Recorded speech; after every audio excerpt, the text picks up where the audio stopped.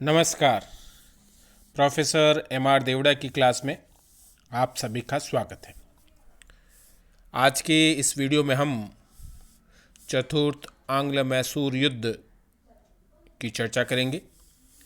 ये युद्ध 1799 ईस्वी में मैसूर के सुल्तान शासक टीपू सुल्तान और अंग्रेजी ईस्ट इंडिया कंपनी के मध्य हुआ था। इस युद्ध के कारणों में देखें तो दोनों ही ताकतों के मध्य, दोनों ही शक्तियों के मध्य 1767 से ही एक दूसरे को समाप्त करने, एक दूसरे को परास्त करने और अपनी सर्वोच्चता स्थापित करने के लिए संघर्ष चल रहा था और उसी कड़ी में ये युद्ध भी लड़ा गया था। तृतीय आंग्ल मैसूर युद्ध के पश्चात श्रीरंगपट्टनम की संधि में टीपू सुल्तान को अपना आधा राज्य अंग्रेजों को देना पड़ा था और काफ़ी धन दौलत भी अंग्रेजों को देना पड़ा था। टीपू सुल्तान को ये बहुत ही बुरा लगा और उसने अंग्रेज़ों से अपना पुराना हिसाब पूरा करने के लिए दृढ़ निश्चय उसने कर रखा था और इसी के तहत उसने अपनी सैन्य शक्ति को भी बढ़ाना शुरू कर दिया था।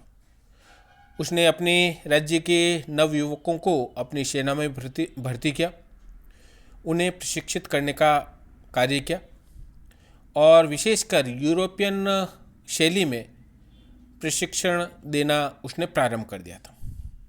इसके साथ साथ ही उसने अपने राज्य की सीमाओं पर स्थित जो पुराने दुर्ग थे, उन पुराने दुर्गों की उसने मरम्मत करवाई, उनकी किलेबंदी को मजबूत कराया और कई नए दुर्गों का भी उसने निर्माण कराया। और इन किलेबंदी में सबसे महत्वपूर्ण राजधानी श्रीरंगपट्टनम का जो दुर्ग था, उस दुर्ग को उसने अभेद्य बनाने का प्रयास किया था। इसके अलावा टीपू सुल्तान ने अंग्रेजों के खिलाफ युद्ध में अपने सहयोग के लिए विदेशी शक्तियों से सहायता प्राप्त करने का भी उसने प्रयास किया था। उसने काबुल, तुर्की, अरब, मॉरिशस, फ्रांस में अपने राजदूत भेजे और इन राजदूतों के माध्यम से इन देशों की सरकारों के साथ मैत्री करने का प्रयास किया ताकि आवश्यकता होने पर ये ब्रिटिश सरकार के खिलाफ टीपू सुल्तान की मदद कर सके। इसके अलावा टीपू सुल्तान ने विशेषकर फ्रांसीसियों के साथ घनिष्ठता के संबंध स्थापित किए थे। उसने अपने राज्य में फ्रांसीसियों को रहने की छूट दी थी। वो स्वयं जेकोबिन क्लब का सदस्य बना। उसने श्रीरंगपट्टनम में स्वतंत्रता का वृक्ष भी रोपा। 1798 ईस्वी में उसने मैंगलोर में फ्रांसीसी सैन्य अधिकारियों को आमंत्रित किया और साथ में ही उसने पेरिन नामक फ्रांसीसी अधिकारी को अपनी सेना को प्रशिक्षित करने के लिए, उनको ट्रेनिंग देने के लिए उसको अपनी सेना में नियुक्त भी किया था। इसके अलावा टीपू सुल्तान ने 99 फ्रांसीसी अधिकारियों को श्रीरंगपट्टनम में सम्मानित भी किया था और नेपोलियन स्वयं भी टीपू सुल्तान को अंग्रेजों के विरुद्ध सहायता देने का वचन दे चुका था। ये सारे घटनाक्रम एक तरह से टीपू सुल्तान अंग्रेजों के खिलाफ भावी युद्ध के लिए कर रहा था और अंग्रेज भी उनके इस सारे कार्य को देख रहे थे और वो भी ये जानते थे कि देर सवेरे टीपू सुल्तान के साथ उनका संघर्ष अवश्यम भावी है और इन सारे कार्यों से अंग्रेज भी टीपू सुल्तान से नाराज थे। और दूसरा महत्वपूर्ण कारण लॉर्ड वेलेस्ली की महत्वाकांक्षा, क्योंकि अंग्रेज भारत में अपना सबसे बड़ा शत्रु यदि मानते थे तो वो टीपू सुल्तान को मानते थे और उसको समाप्त करके वो दक्षिण भारत में अपनी सर्वोच्चता स्थापित करना चाहते थे और इसी के तहत उन्होंने भी अपनी तैयारी पूरी कर रखी थी ताकि वो टीपू सुल्तान के साथ संघर्ष में उसको पराजित करके इस शक्ति को समाप्त कर सके। और लॉर्ड कॉर्नवालिस ने 1799 ईस्वी में टीपू सुल्तान के सामने साइक संधि का प्रस्ताव रखा, जिसे टीपू सुल्तान ने अस्वीकार कर लिया। यानी साइक संधि प्रथा को टीपू सुल्तान ने मानने से मना कर दिया। तब ऐसी स्थिति में अंग्रेज़ों ने, लॉर्ड वेलेस्ली ने मैसूर के खिलाफ युद्ध करने का निश्चय किया और इस युद्ध करने से पहले उसने दक्षिण भारत के दो महत्वपूर्ण ताकतों को अपनी तरफ मिलाने का प्रयास किया था, जिसमें निज़ाम, चूँकि निज़ाम 1798 ईस्वी में सहायक संधि प्रथा अंग्रेजों की स्वीकार कर चुका था, इसलिए वो तो उसके पक्ष में पहले से ही इस सहायक संधि के तहत हो चुका था। और मराठाओं को अपने पक्ष में करने के लिए वेलेस्ली ने उनको एक खत लिखा, परंतु मराठों ने किसी तरह का कोई भी जवाब नहीं दिया। यानी उनकी तरफ से एक तरह से मौन स्वीकृति मिलने के पश्चात फरवरी 1799 ईस्वी में लॉर्ड वेलेस्ली ने युद्ध की घोषणा की थी। इस घोषणा से पहले लॉर्ड वेलेस्ली ने टीपू सुल्तान के राज्य में, उसके दरबार में, उसके ही मंत्रियों को उसके खिलाफ बगावत करने, अंग्रेजों की सहायता करने के लिए भी उसने कुछ लोगों को अपनी तरफ मिला लिया था। उनमें टीपू सुल्तान की दरबार में उनके मंत्रियों में सबसे महत्वपूर्ण पूर्णिया, कमरुद्दीन और दीवान मीर सादिक मुख्य रूप से थे, जिन्होंने टीपू सुल्तान की नीतियों के खिलाफ भी थे और वो अंग्रेज़ों का साथ देने के लिए धन लालच में भी आगे थे। यानी ये सारा होने के पश्चात फरवरी 1799 ईस्वी में लॉर्ड वेलेस्ली ने टीपू सुल्तान के खिलाफ युद्ध की घोषणा कर दी और फरवरी 1799 ईस्वी में उसने टीपू सुल्तान के खिलाफ चारों तरफ से अंग्रेजी सेना को आक्रमण करने के लिए आदेश दिया था। कर्नाटक से जनरल हैरिस ने, कुर्ग से जनरल स्टुअर्ट ने, हैदराबाद से कर्नल वेलेस्ली हैदराबाद की निज़ाम की सेना के साथ वो भी आगे बढ़ा और दक्षिण से कर्नल रीड और कर्नल ब्राउन के नेतृत्व में अंग्रेजी सेना मैसूर की तरफ बढ़ी थी। और इस सारे युद्ध को निकट से संचालित करने, निकट से देखने के लिए लॉर्ड वेलेस्ली स्वयं भी कोलकाता से मद्रास आ गया था और ये चारों ही सेनाएं मैसूर की तरफ बढ़ी और इन सेनाओं का मुकाबला करने के लिए टीपू सुल्तान ने भी अपनी सेना को तैयार किया था।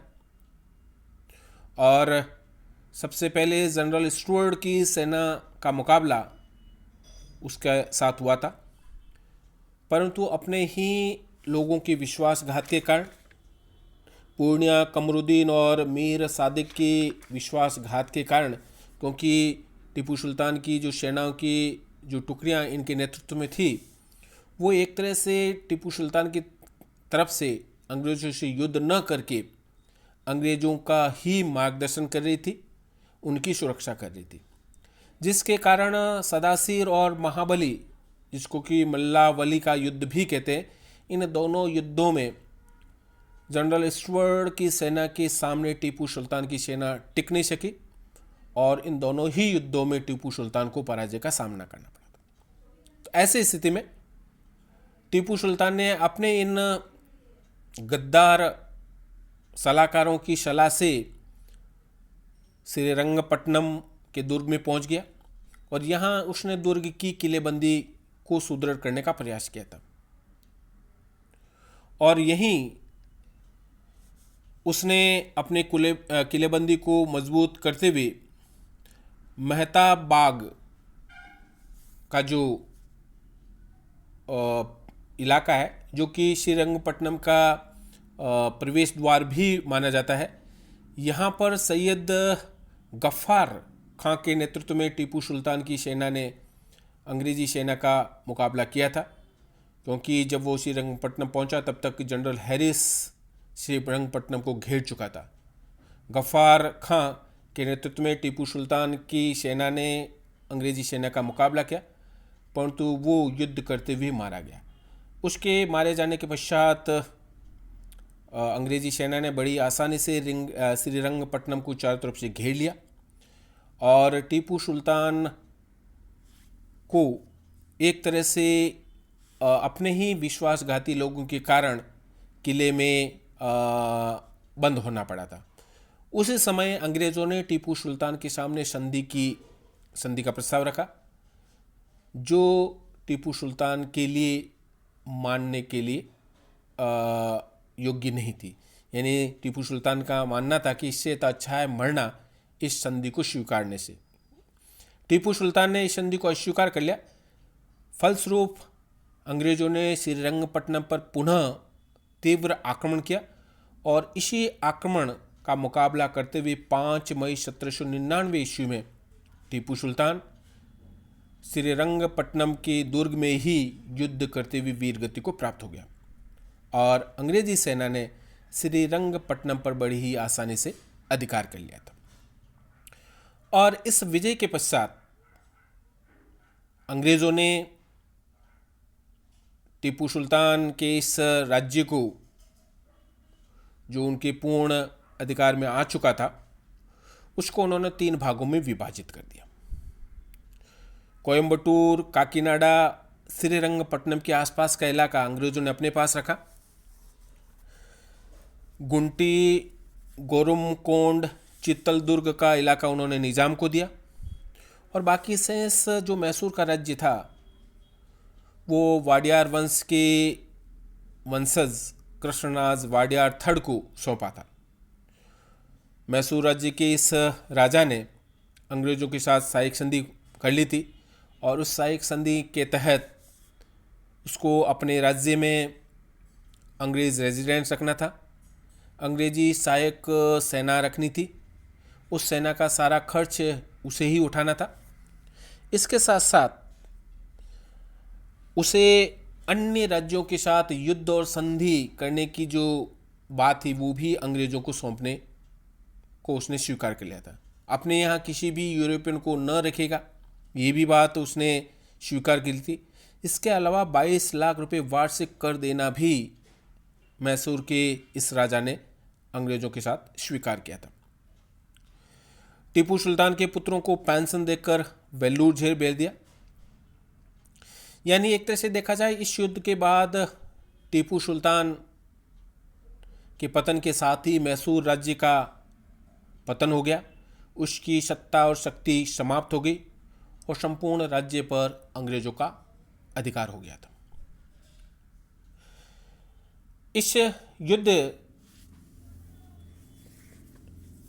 के बाद देखा जाए तो दक्षिण भारत में अंग्रेज सबसे बड़ी ताकत के रूप में उभरे और मैसूर के बाद उन्होंने मराठों को अपना अगला निशाना बनाया था, क्योंकि निज़ाम 1798 की सहायक संधि के तहत उनके अधीनता स्वीकार कर चुका था और सालाबाई की संधि के तहत 1782 ईस्वी में मराठों के साथ संधि युद्ध विराम हो चुका था और मैसूर को वो विजित कर चुके थे। इसलिए अगला टारगेट उन्होंने वापस मराठों को रखा और मराठों के साथ युद्ध करके धीरे धीरे उनको भी अपने अधीन करने में अंग्रेज सफल हुए थे।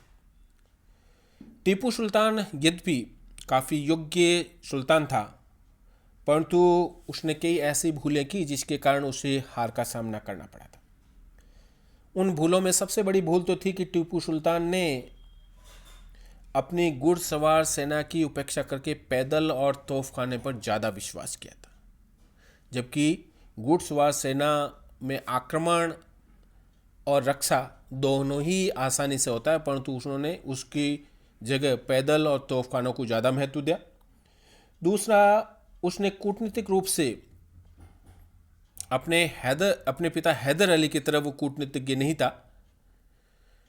उसने अपने निकट की जो शक्तियाँ थी निज़ाम और मराठा, उनके साथ संधियाँ न करके, उनसे सहायता न लेकर विदेशी शक्तियों से सहायता लेने का प्रयास किया था, जो उसे समय पर नहीं मिली थी। इसके अलावा टीपू सुल्तान काफ़ी घमंडी व्यक्ति था, अपनी शक्ति पर उसको बहुत अभिमान था और क्रूर व्यक्ति भी था। उसने अपने राज्य में हिंदुओं के खिलाफ बहुत अत्याचार किए थे। यद्यपि कुछ इतिहासकारों का कहना है कि क्षणिक आवेश में वो ऐसा करता था, परंतु क्षणिक आवेश में किए ये कार्य भी उसके लिए काफ़ी घातक सिद्ध हुए, क्योंकि जनता उसके खिलाफ हो चुकी थी और उसी का फ़ायदा अंग्रेज़ों ने उठाया और उनके खिलाफ उन्हीं के दरबारियों ने, जिसमें महत्वपूर्ण रूप से था पूर्णिया, कमरुद्दीन और दीवान सादिक, इन्होंने उसके खिलाफ अंग्रेज़ों का साथ दिया, जिसके कारण अंग्रेज़ों को ये विजय मिली थी। यदि ये लोग अंग्रेज़ों के साथ नहीं होते तो हो सकता था टीपू सुल्तान इस युद्ध में अंग्रेज़ों से पराजित नहीं होता। परंतु दुर्भाग्य कहें कि टीपू सुल्तान उन सारी परिस्थितियों को समझ नहीं पाया और अंग्रेज़ों ने उन परिस्थितियों का फ़ायदा उठाकर मैसूर के इस राज्य पर आक्रमण करके उसको विजित कर लिया और उस पर अपना अधिकार कर लिया।